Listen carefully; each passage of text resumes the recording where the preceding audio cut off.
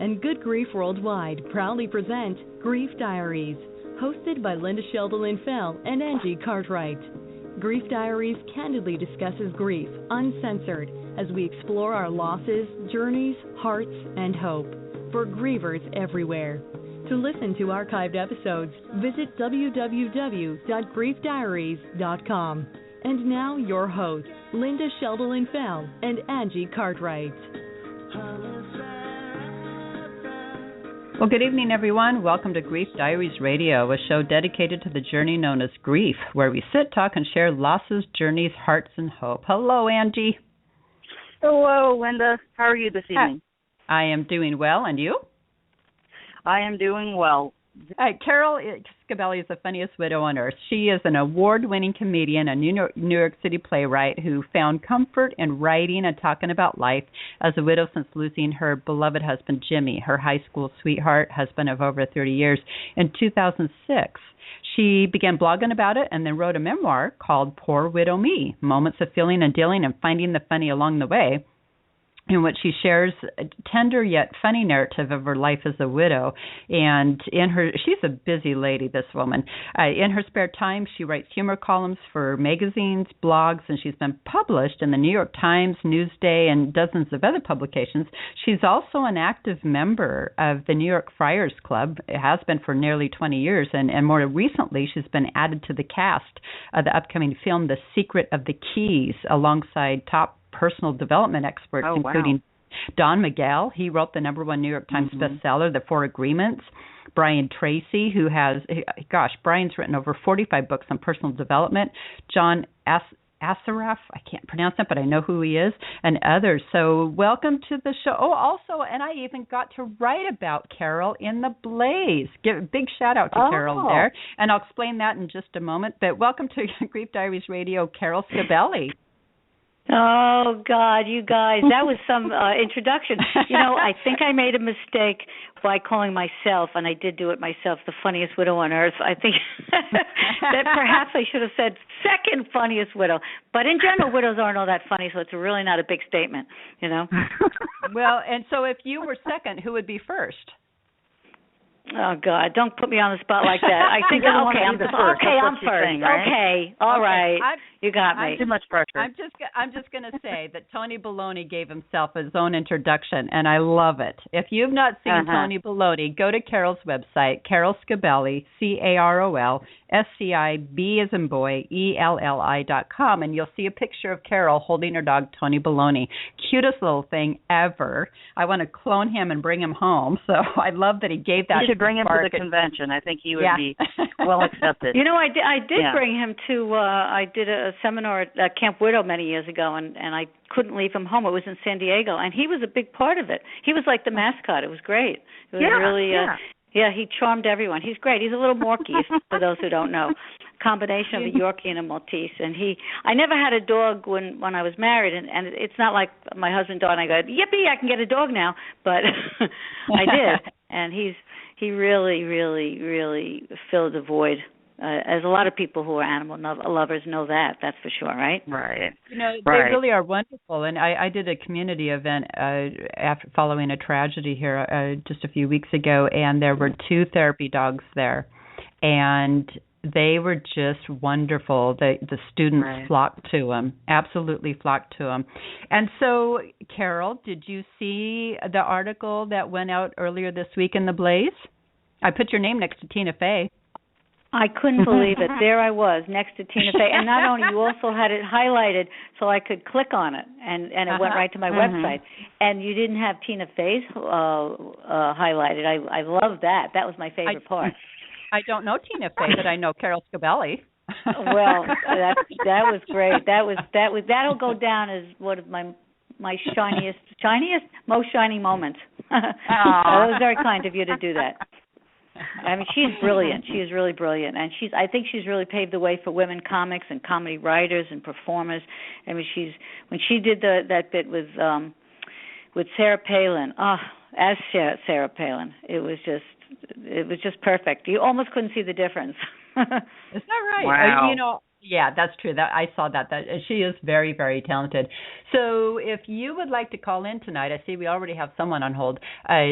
You're welcome to join the conversation by calling in 855-345-4718. And so, Carol, you lost your husband, Jimmy. He was your high school sweetheart. You were married over 30 years, and he passed away in 2006. What prompted you to start blogging about your widowhood? Well, yeah. I've always written. Been a humor writer all my life, and I had a friend Natalie, who was a widow for about 5 years before that, and she said, so much goes on. You're really going to want to remember this. And blogs were just becoming. Actually, I had a blog as a grandparent before that, and she said, write it down. And it was very cathartic, and I think everyone should do a journal of some kind. I think it really helps to kind of keep your feelings separate from a jumble of feelings. It makes you, it forces you to zero in on exactly what you're feeling, because there's so many feelings going on at the same time, and you have to be somewhat coherent when you're writing. So I did that, and then It seemed to be popular. People seemed to feel that they could relate to it, or they could laugh with it, or cry with it, and it seemed to hit a note, and it was very helpful for me. And then from there, I had all the notes that I needed to put it down in a book. I wanted to do a book because it felt like people would miss something. They'd say, "Oh, I loved your blog last week," and then I said, "Oh, yeah, but this was kind of said it better." And so I thought if I put it all together in a book, it would be something that would be, here's my book, read the whole thing. And it was good for me I wasn't great at expressing myself and how I felt to people I knew very well.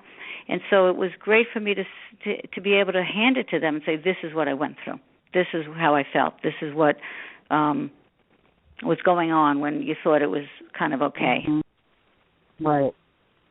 Yeah. That writing is very therapeutic. And whether you're a humor writer or you're just posting your own feelings, that very act of putting pen to paper and pouring out your emotions, something happens. It's like it validates. Right. You guys have a workbook. You have a workbook, don't you? We you do. sell? That could be very helpful for people, because it's already, it's sort of, people don't have a real hard time with a blank piece of paper. They really do. They don't know where to start. So that gives them a little bit of it gives them an outline of how to just fill it in. I feel this way about today. I had a bad day, and this is why, or whatever it is. It's a terrific idea. It really is. I had that idea, and you stole it. I wanted to do that, and then I saw you did it already. I'm going to bring you a workbook. Yeah, and Carol, you can do the Carol Scibelli version of it. You could take ours and make it funny, and that would that would be a blast. That's a great idea, actually. That is a great follow-up. All of a sudden my mind's going, hey, after this show, we need to talk, right? Right, we need to talk. Yeah. So, good idea. So Poor Widow Me is a fantastic title, and when I came across it, I thought, you know what, that is actually really funny. And most people do not put funny and grief in the same room, not even in the same chapter. And yet, there can be. It's been said, and I said this in my article for the Blaze, and for those that are curious, you can. I shared a bit of my story in the Blaze, and so on the griefdiaries.com website, if you scroll down a bit, and you'll see Angie's blog and Linda's blog. Mine will be on the right-hand side, and I think it's the top one there. And click on it, and it'll take you to the Blaze. And, one laugh can scatter 100 griefs. And so that is very, very true. And so Poor Widow Me, immediately when you see that, you're kind of put at ease. How did you come up with that title? The title is so funny. The title was really from years ago. I used to really loved Carol Burnett, as a lot of people did, right? I do. And she had Carol Burnett was really so great on Sunday nights. And there was one. Remember they did something called As the Stomach Turns. It was like a little soap opera kind of thing. And Carol Burnett, this one particular time that she looked into the camera. It was in the Wild West, and she was saying, well, in this town, everyone but me is a widow. There's the widow Johnson. There's the widow Smith. And then you see where she looks, and she sees there's a gunfight, and all of a sudden you hear bang, and her husband just falls down dead. And the way she looked back into the camera, and then she said, and then there's widow me. And I just thought that was the funniest thing. I remember the next morning looking in the mirror and go, widow me. And then my friend who's a comic said, well, that doesn't really translate. Throw a poor in front of it, like Elmer Fudd, poor widow me. And I thought, no. I really thought it was kind of disrespectful at first. I did. But then everyone seemed to love it, and it did say it. And obviously, you don't want to be poor widow me. It's the opposite of that. Don't be such a, don't feel sorry for yourself. Get out there in the world, and there's a lot of other things that are worse than losing one little husband, like bang. And and so that's how it happened, poor widow me. And it just seems it clicks with people because it says it. It does click with people. But that brings me to a question. At first you hesitated because you thought people might think it was disrespectful. Do you ever get that as a widow and a comedian, and you do mix the two? You do mix grief and humor. Do you ever get people who scorn you for it? That's a great question, but never, absolutely never. With writing, with speaking, with any time, it just seems to be a relief for people, and they don't feel it's disrespectful. I think they know that I'm not coming from a sarcastic, mean place. I actually had someone early on write to me in a blog. People who don't even know me. She said, how did she put it? She said, you write as a woman who has been deeply loved. Oh. How amazing is that? And that was with being sarcastic and being, kind of offhanded about things. It comes through. Whoever you are, I think it's genuine, and I don't have to defend myself and say, oh, I love my husband. I would never do. Oh, I just did, I guess. But I don't do that. I don't think it's necessary. It lessens the idea that you can laugh. You can have. Funny things happen. Really, as the early as the funeral. It's not hysterical funny, but it's kind of funny because it's real. We were, I have a son and a daughter. They're grown. At the time, they were 25 and 29, and we're sitting in the front row, as people do. The closest people to the person who's died is in the front. And my daughter was very self-conscious about that. She said, Mom, everyone's looking at us. And so I was sitting between them. I kind of put them in a huddle. And I said, I guess this is the only time that people don't want the best seats in the house. And we sat up and we laughed. And I realized that that's funny. It's funny and it's irreverent. And it also made me feel good that I could give that to them, that I could let them see that it's okay to be a little bit, offhanded, a little bit like, hey, it's all part of life. And it isn't because Daddy would want us to be happy. Not that. Right. Not that at all. It really isn't. People say that type of thing all the time. I think it's just that we're alive, we're still here, we need to be who we are. And if who we are is making fun or having a little joke about things, then that's who we are. You can't not be yourself. Right. That's really the bottom line. And that brings up a point for me that, I often say that the heart is capable of holding love at the same time it holds sadness. And that's very true with grief and humor. It can hold that humor at the same time it holds that grief. Right. You don't have to have it full of one or the other. It's big enough to hold all that. Absolutely. Andrew and I met, I'm sure she told you, at a retreat last year in the Blue Ridge Mountains, and the women that came in that Friday and left on Sunday, you'd think they were totally different people. The way they looked, the way they carried themselves. There was a woman there who was, if you couldn't even figure out who was the most devastated, and it was pretty fresh losses. There was a woman. Remember, Angie? She had blonde hair, and she started. Her husband had died. I think he committed suicide. But she started talking about her mother, and her mother was just about starting to get dementia, and how she she started to laugh about how her sons made her mother feel great by they took there's Tony. They took pictures of her mom, pictures of the Rockettes, and the dancers, and superimposed the grandmother's picture there, and said to the grandmother, Grandma, remember when you were a Rockette? And she would say, I was a Rockette. and then they took pictures of a picture of her as a downhill skier, and they said, Grandma, remember when you skied downhill and you were a racer? She said, wow, I had such a wonderful life. And it's funny, but it's sweet, and it's like that's what they did, and she was remembering, and she was laughing, and I'm telling you, she 20 years went off. Remember, Angie? She looked 20 years younger, just remembering how kind her sons were, and I'm sure her mother got worse after that, and she didn't probably know anybody, but they caught her at that time, and it just made everyone feel good.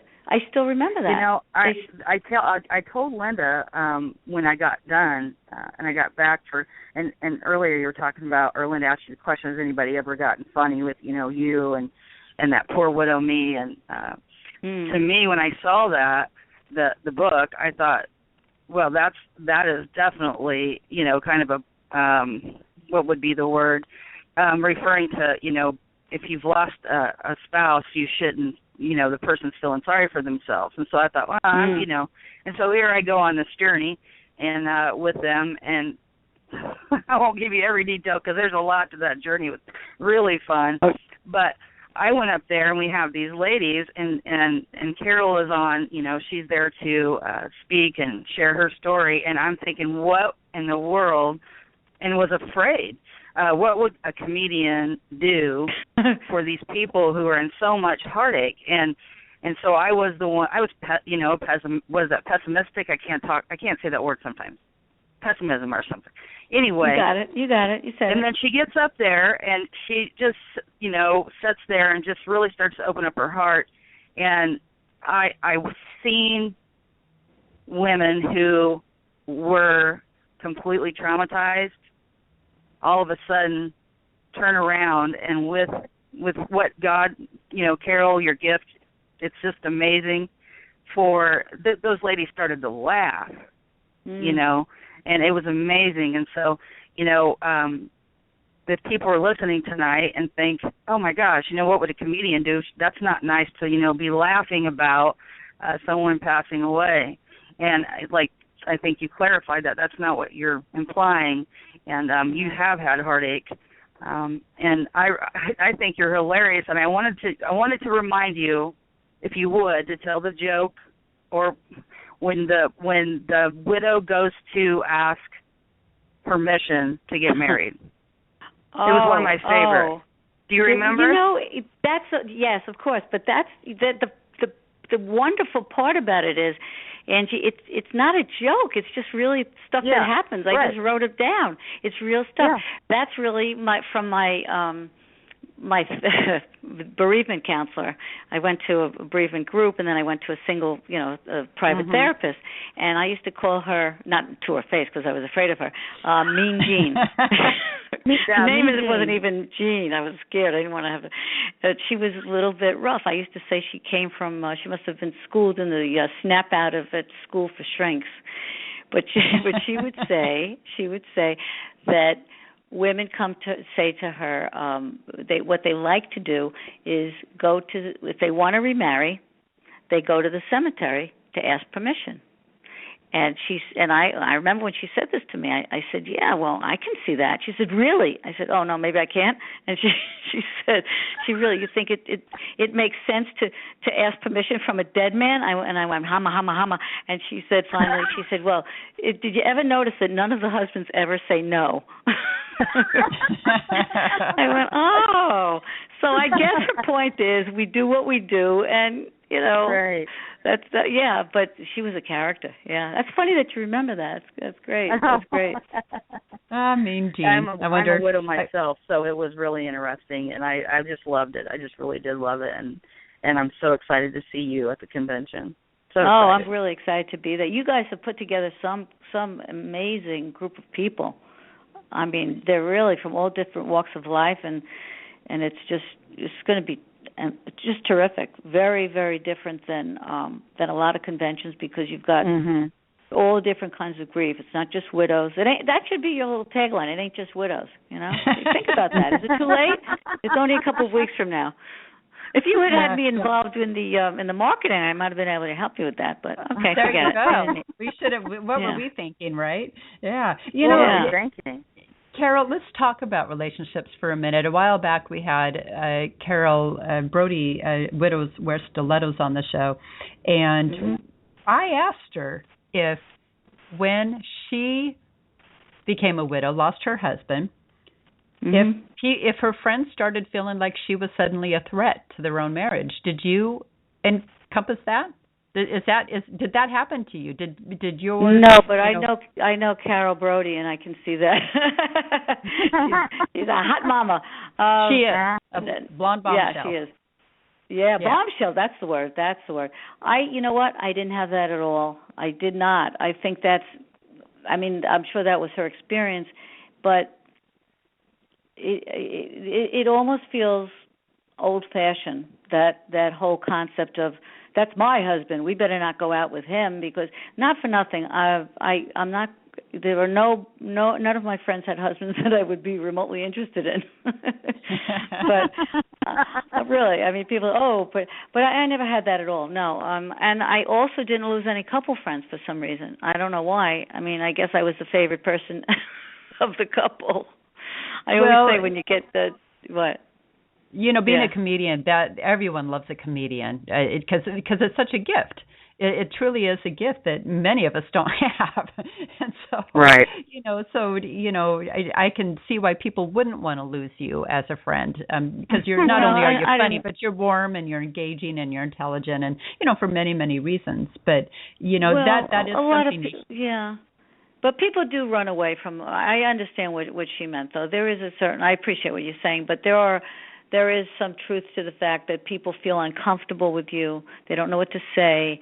I think I just happened to be lucky that. What's interesting, though? I was asked out by couple friends the first year when I really didn't want to go, because I felt uncomfortable being with couples, being that fifth wheel. That happened. Yeah. Once in a while I went, sometimes I didn't, but there was always that feeling there's an empty chair. I felt everyone knew that I was the single person, which I don't know why that was uncomfortable for me, but it really was after being married so long. And then after maybe a year and a half or so, I was comfortable with going out with other couples without having a date, because I wasn't dating yet. And then they stopped asking. They didn't stop asking because we weren't friends anymore, but they stopped, on set, what are you doing Saturday night? And they told me what they were doing. They didn't say, why don't you come along? And I didn't necessarily want to come along, but I found that kind of interesting. That kind of stuff. Right. I guess they didn't think they needed to take care of me. I think that was maybe what it was. I don't know. Yeah, maybe. Yeah. So, how was it? I've never been a widow. Angie, you have. How is it to suddenly, of course, when you lose your spouse, being on the market is like probably the last thing on your mind, I would imagine. And so did you suddenly feel like, guys would be seeing you differently, like, oh, she's available now, I might ask her out? Was that really strange? It was really, really, really strange. It was so, the word, people, and I don't love this word either, people always say they don't like the word widow, and of course, who likes that word? But the word single was strange to me. I mean, I was 18 when we started dating. We were 22 when we got married. I mean, 33 years. I mean, here I am. My whole life I was attached to him, and people would say to me, you can do that, you're single, and I would go, oh my God, yeah, I am. And the whole being attractive to a man was so, or not attractive, that was scary. That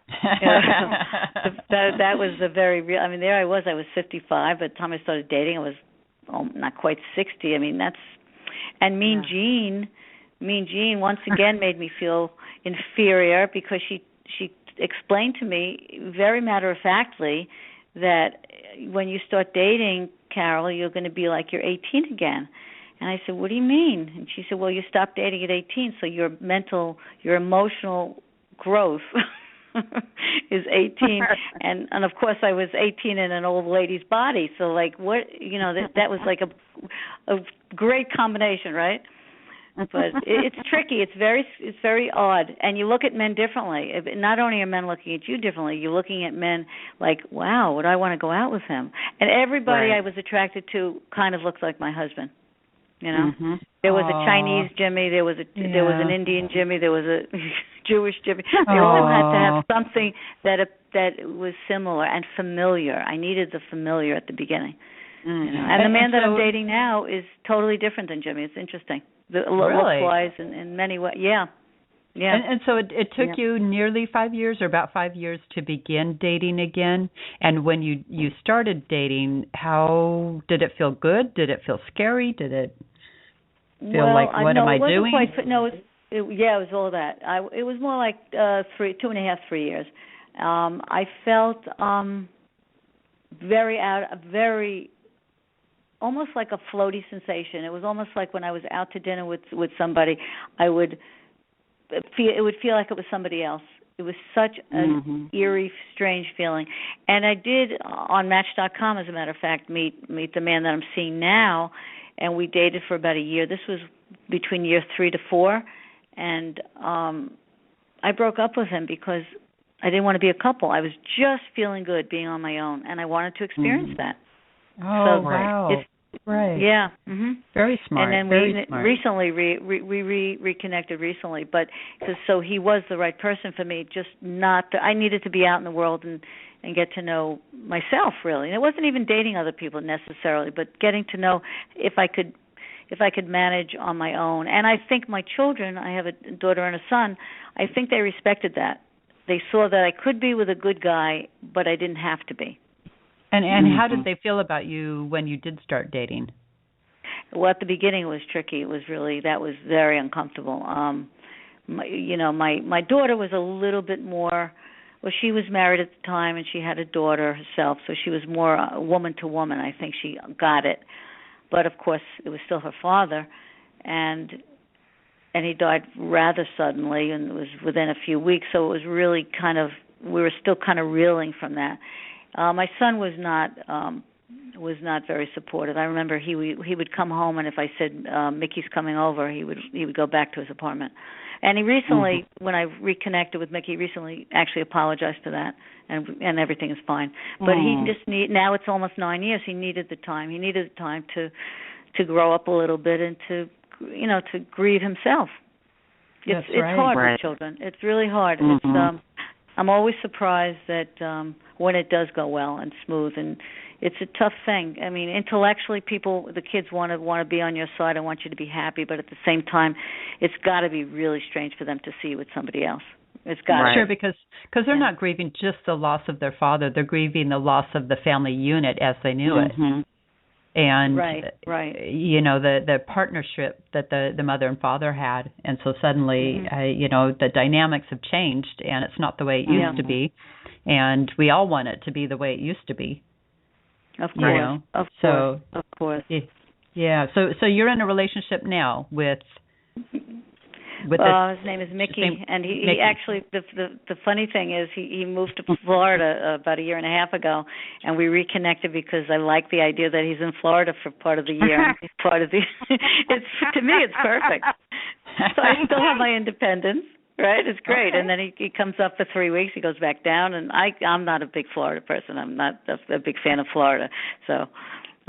He's here more than I'm there, so it's great. To me, it's perfect. Everyone actually says that. They go, "Oh my God, I wish I had that. Could I get rid of my husband for 3 weeks and then have him come back? Could I do that?" Everyone says that.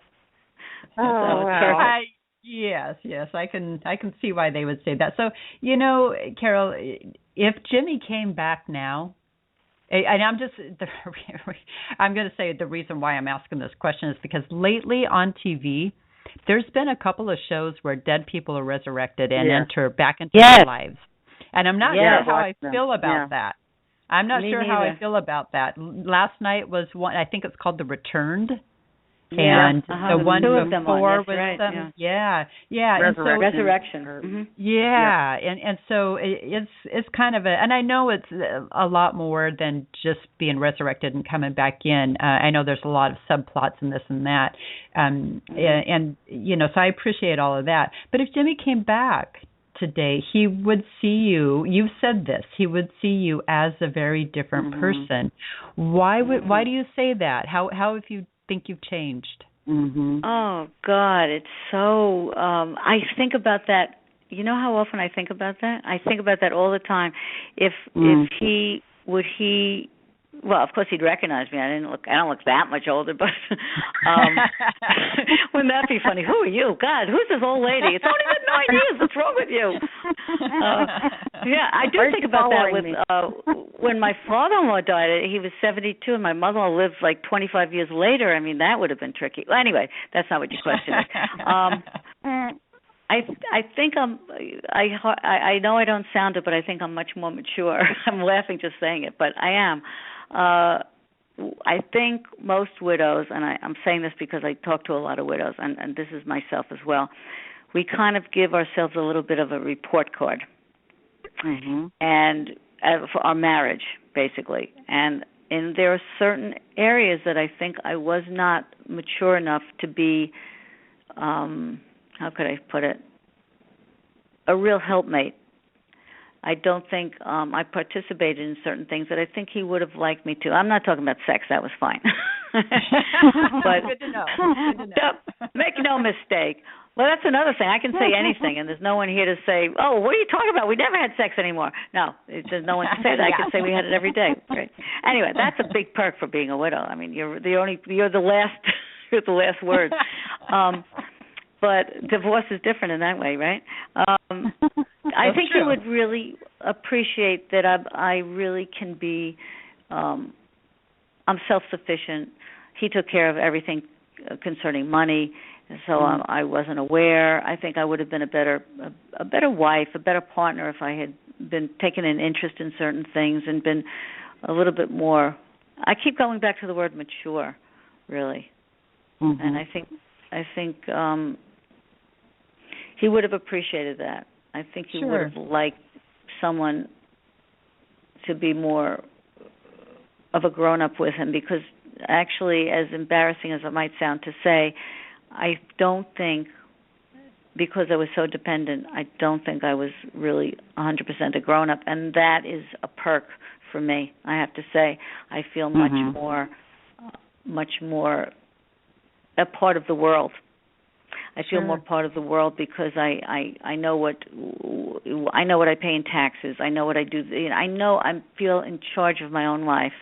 I felt a little bit childish when I was married, and I always say I make a better widow than I was a wife. It sounds so silly, but it's kind of true. If you look at it from a young person's point of view, when I had PMS, right? The old days when I got my period. Can you say period on the? Yes, of course. You can. On our show, anything goes. Anything goes on this show. Anything. Exactly. Oh, that's right. Even back. Sex and really. period. Oh. Yep. Okay. I could say okay. Well, when I had PMS, I was a little difficult to be with, and then there was a little bit of a reprieve, and then I went through menopause. Now my husband's he's alive through all of this, right? Then I went through menopause, where I was so hot. Not hot in a sexy way, but hot temperature-wise. I would leave the windows open in January. It's a miracle he didn't freeze to death. And now, finally, obviously, I don't have PMS anymore. Menopause is over, and here I am, level. I'm easy breezy. Nothing bothers me. And he's dead. He missed the good part. The good part. It's incredible. And I have to think, actually, that if being really serious for a second here, I might be level, not because of I don't have my period anymore and I don't have menopause anymore. It might really be because I lost him, really, when you think about it. Because now the worst thing happened. I mean, I appreciate the good things. I don't get all caught up in little things because they don't matter. Carol, that is a benefit. That is a benefit that many grievers forget about, is that it does change our filters on life and our perspective. And when you have gone through profound grief. Now, I know grief comes in many forms. Grief comes when you lose a beloved pet, and I know that grief. I'm a pet lover. And grief comes when you lose a career. Grief comes when you lose a house. But when you've known profound grief, it changes everything, including how you view things.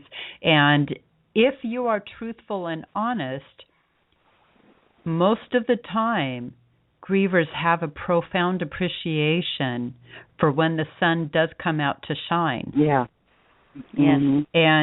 And that is something that I think, we need to shed more light on and bring that out a little bit more, because grief is so very hard, so very heavy, but I'm grateful for every day that I get out of bed, because it took a struggle. It took a struggle. So, I have an appreciation for this, that, and the other that I didn't before. Before you lost your daughter, you didn't feel that way, right? Is that what you're saying? You weren't that aware of it. I was caught up in my own life. I was caught up in running my children around, what I was going to make for dinner, who had homework, who had a band concert tonight, who was getting to swim practice. I was caught up in my world, my little world. Now, when you lose a loved one, your heart is shattered. And suddenly things like, and of course I still cook dinner.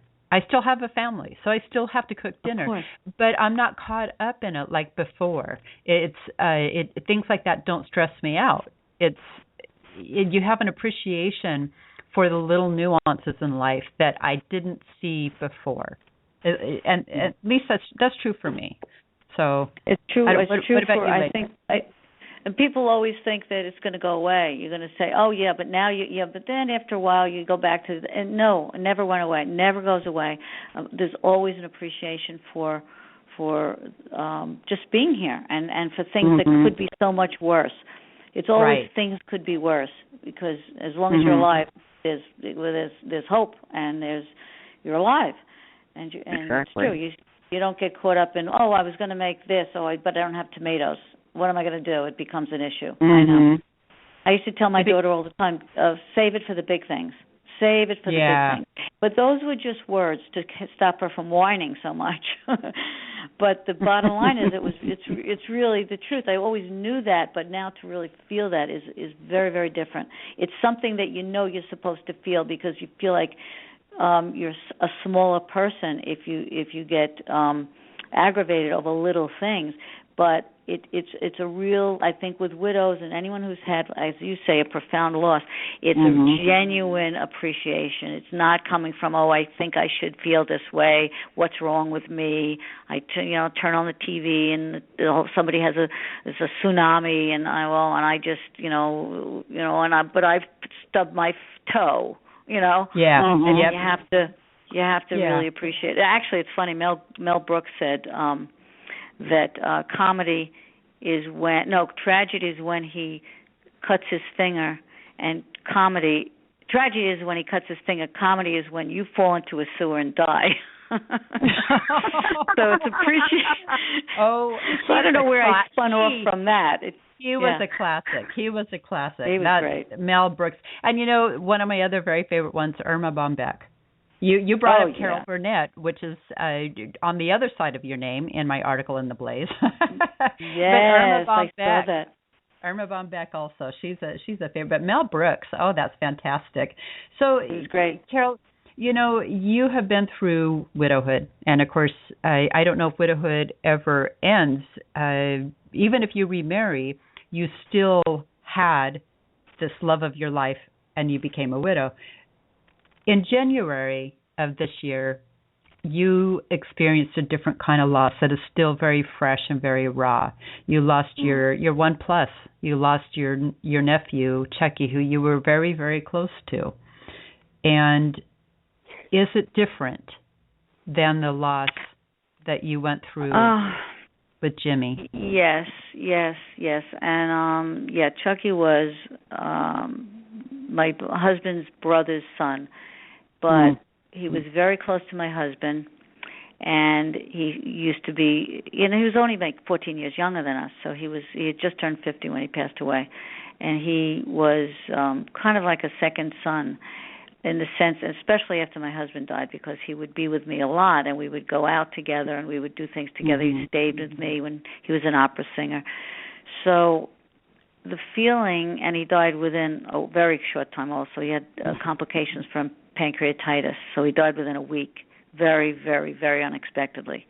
He went into the hospital on January 2nd, died January 9th, right after his 50th birthday. But the feeling is so different because, and I'm so aware of it. It's different in the sense that when my husband died, it sounds strange to say this, but it was the grief was almost selfish. I was trying so hard. As I said, I was really incapable of doing a lot of things that he did. So I had like a learning curve almost to catch up, to understand. He had a business that I had to sell, so there was that. There was other, like, just things I had to worry. I was worried about the kids. I felt very odd being on my own, and of course I missed him, but it was really just getting my life together and learning that, gee, I have a whole nother future. What am I going to do? It was that. It was really just like sort of fighting for my life. It wasn't a pure grief. With Chucky, it's like I just miss him. I just miss him being in the world. And my life is not that different. I mean, I go to do everything is the same every day, day to day, but he's just not here, and that's in some ways a very. It's just awful. It's just an awful, empty feeling. It feels very. And if anyone's listening to this, if they have this same feeling, it's a very almost unsafe feeling. He was like my guy. He was like the guy that I would call on. And I needed that, especially over these years. And also because he talked about my husband so much, because there was that shared history and that shared grief that we both shared when my husband died. It was almost like I got annoyed with him, too. It was almost like, all right, I want to talk about him, because he was in a different place. I wanted to move on.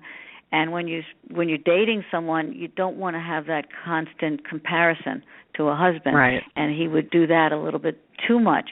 But that was also very comforting, because he knew who I was, where I came from, who I was with my whole life. So it's very different. It's purer in a way. It's more really, really missing him. And looking back, I think, with when you're new in that widowhood, as you said, you're suddenly learning how to do your own taxes. You've got 2 children to kind of help them navigate this unknown journey called grief, and you've got distractions. This time around, it sounds like there were no distractions. It was just the pure grief, unfiltered. Right. And I you know what? Coming to this conference next month, when there's so many different kinds of people experiencing so many different kinds of grief, not just widows, I'm grateful that I have this fresh kind of wound that I can really, I'm almost feeling at this point 9 years later, almost cavalier about talking about my husband, and not without. I was always kind of seeing the humor in things with his death, and not with his death, but just navigating my life as a widow, but.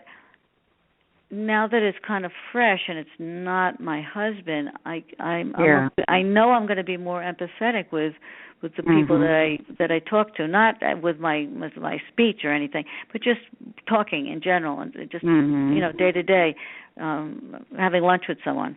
I'll be much more there. I mean, it kind of knocks you down, but it makes you feel part of the world. You feel. Right. I had a very dysfunctional family. And my best friend Connie had a very, easy breezy family, and she married a man who had a dysfunctional family as well. And they say that all happy families are happy in the same way, and dysfunctional families are dysfunctional in different ways. And yet, we got married about a month apart, and she would call me almost every day and say, I don't understand it. Terry did blah, blah, blah. And I would say, I knew exactly why he did that. And I would explain, well, it's because blah, blah, blah, blah. And she, oh. And the reason I'm bringing this up is because, again, I felt almost grateful that I had the dysfunction that I did because I was part of the world. She seemed like so naive. How could I understood? And the same thing with loss. In a way, we're part of a little club, and we understand the world more. We understand, we appreciate, if we're healthy, emotionally anyway. And there's a gratefulness to not just still being here, but having had that experience so we understand how other people feel. Right. Very true. Right. Yeah. Well said. And I want to clarify that we have an appreciation. We see life through different filters than we did prior to our own losses. But I want to clarify that in the first part of that journey, that appreciation hasn't had time to develop yet. And so for those that are joining us tonight that are listening, wondering how come I don't have appreciation? What's the matter with me? In the early part, even in the I'm almost 6 years in for me, and the first 2.5 years I was in a fog. I can't even remember any of it. And and then after that you're taking baby steps out of the fog, and so that appreciation takes time to develop. That's not something that right off the bat you lose a profound someone, your spouse, your child, your mother you were close to, whoever it might be. You don't suddenly go, well, gee, I'm really glad it's sunny today. It takes time to, once you've walked through that raw thinking, I can't survive this hell. This is hell on earth. And I remember thinking that I cannot survive this. This is hell on earth. This is hell. This is truly hell on earth. And that's how I felt about it. And yet I knew it was survivable because others had survived it before me. And so, and I hung on to that. So I just wanted to clarify for those people that say, well, I don't feel very appreciative right now. Well, it does take time to develop, and we still have our moments where we're feeling pretty darn sad, and that grief is very raw. And, we'll always have those moments around, holidays, anniversaries, birthdays, whatever it may be. Yes. But for the most part, that appreciation is there, and it just takes time to develop. So I just wanted to make sure we clarified that. I'm glad you did that. You're so responsible to your listeners. Yes, it takes years. Absolutely. That didn't just happen. It wasn't like home from the funeral. Wow, are we lucky? Of course not. Yeah. Of course not. If I made it sound that way, I wasn't aware. That's right. That people who would translate that to themselves. And how come I don't feel this way? And it's been a month and a half already. People do that too. They put themselves on a timeline. I have to feel better by. Why do I still feel so sad? And that's so, it's terrible to put yourself through that, right? It takes a long time to get to that appreciation, It and does. Of course, I'd rather be naive and not have the loss. Than have the loss and feel part of the world. And maybe it's some way of kind of making up for feeling, you kind of have to make excuses for yourself a little bit. But, it does take a long time to get to that, of course. So, Carol, I know, you have found your rhythm and you're finding your footing in life. But can you go back to the first few years of being a widow after losing Jimmy, and what brought you comfort as a widow? What brought you comfort? Do you remember? And maybe it still does. Maybe it still does. Chocolate is always good. And a margarita, a good margarita. And a margarita is good. Yeah. Let's see. What brought me comfort? It changed a lot. The first couple of years, it was so. I hate to use the words roller coaster, but it was really much. What felt good one day didn't necessarily feel good another. Sometimes, being with certain people sometimes felt good friends that I knew, and sometimes I wanted to be with strangers because they didn't know. Yes. Yep. So that was different. That changed. It even with dating, I only want to date people that knew my husband, which was a small circle. There goes stealing the husbands again. But I can see why there would be comfort in that, because they already knew they already knew parts of you, even if they knew parts of you through Jimmy. It still wasn't completely 100% new, and there's some comfort in thinking, well, if you were good enough for Jimmy, because I think, and I've never been a widow, but this is a fear I think I would have if I were ever to find myself in that position, is that people would say, she's not attractive enough for this or that. There's some comfort in being married to my wonderful husband who thinks I'm attractive no matter what, even if I'm wearing a paper bag on my head. And I think suddenly when you find yourself out there, on that so-called market, whether you are or not, people might think you are. They might be trying to set you up and this and that, but it seems like it'd be so really scary because you would think, well, but my husband loved that part of me, and someone else might think it's really weird. Yeah, it's very strange to be with other people, and I did get a lot of comfort out of being with people. At first I didn't feel that if you didn't know me with my husband, you wouldn't know me, because that was my entire identity. So I needed to be with people who knew him. And what did I do? I'm trying to think of what I did that made me feel good. I know what didn't feel good, just about everything. Pretty much everything. Everything. There was no comfortable. When I went out, I wanted to be home. When I was home, I wanted to be out. There was no comfortable. It's like not being able to find a comfortable seat. It's almost like that. You go it's to like you're store, sitting on glass no couch. matter. Nothing is okay. I couldn't read really very much. I couldn't keep my concentration to that. What would make me feel good? I mean, well, we've got just a few minutes left, so let me ask you this. What, if you could say anything to widows right now, what do you wish you knew at the beginning of your widowhood that you know now? I think I wish I knew that it got better. You don't think it does. I wish I knew that I could really be happy. I was really going through a lot of the motions, the first 2 years even. I wish I knew that I could fall in love again. I wish I knew that my children would feel okay, that they would miss him, but they'd be okay, and they would rely on me the way they have, which feels great. And so have you fallen in love again? Yeah, I have. Is he listening? Is he listening to this? My answer depends on that. It must be. Is it a different kind of love? Yes, and I'm just thinking. There was a point in time, and I wrote this in the book, and it was, I used to miss my husband so much that I would feel us dancing. I was dancing because and I would miss that physical being with a man and being him. And there was a point, I don't remember how long it was, maybe 3 years, that I still kind of yearned for that, but it was kind of a faceless person.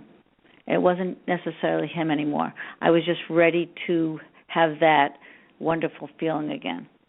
But not necessarily. I knew, obviously, that it couldn't be him. But, it's different. It's very different. It feels less giggly, and it's less that it's not a drunk kind of feeling in love, that kind of swept me off my feet feeling. It's more, I think I'm kinder to him. I think I appreciate him, and I think he responds to that.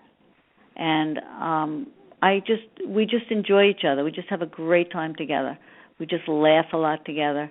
We don't have the responsibilities of a family, though. See, it's different in that sense too.